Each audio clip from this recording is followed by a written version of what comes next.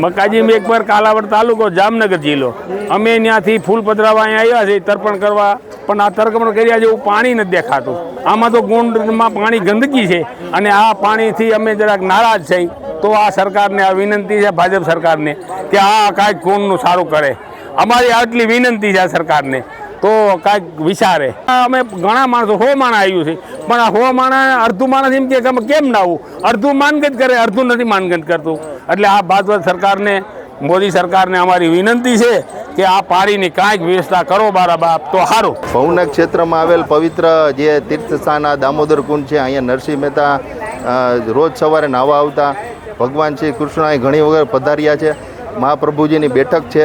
અહીંયા બ્રાહ્મણો દ્વારા પિંડદાનથી માંડી અને અનેક વિધિઓ કરવામાં આવે છે. દેશ વિદેશથી યાત્રાળુઓ આવે છે અને પવિત્ર સ્નાન કરે છે.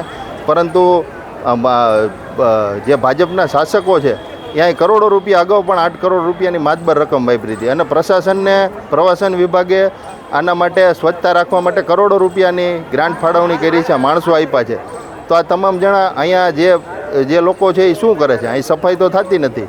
જે પાણી છે એ પીવા લાયક અને નાહવા લાયક પણ નથી. એના માટે આજે અમે આમંત્રણ આપ્યું હતું તમામને. કલેક્ટર, કમિશનર, પદાધિકારીઓ ભાજપના છે, mayor, deputy mayor, standing chairman, જે ગિરનાર પ્રવાસન ડિરેક્ટરો છે એને પણ કોઈ પણ હાજર નથી. એનો મતલબ એ છે કે અહીં નાહવા લાયકે નથી અને પીવા લાયકે નથી આ પાણી.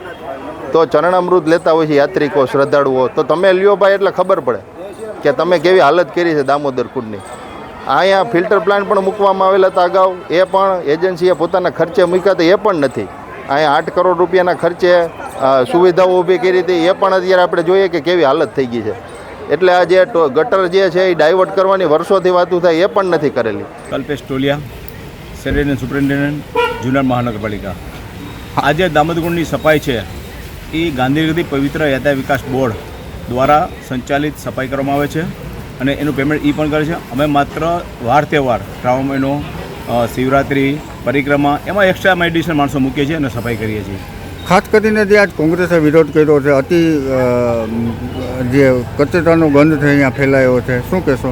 ને એવું છે જે મોબાઈલ જ્યાં ટોયલેટ છે એ ટોયલેટ અમે એક સફાઈ કામદાર રાખ્યો હતો 8 થી 12 અને 2 થી 6 8 કલાક માણસ લઈ શકે. પણ આ લોકો 1 વાગે પહોંચ્યા એટલે બપોર બંધ હોય 12 થી 2 માણસ ડ્રાઈવર જમા ગયો. પણ આ શ્રાવણ મહિને ધ્યાને રાખીને અમે 12 કલાક એટલે સવારે 7 થી 3 અને 3 થી 10 એમ 2 માણસ મૂકી દીધા છે. ભવનાથમાં મૂક્યા છે, અહીંયા પણ મૂક્યા છે, જેથી ટોયલેટ બંધ ન રહે અને વાર તહેવારમાં મૂકીએ છીએ. દરરોજ મૂકતા નથી માણસો અમે.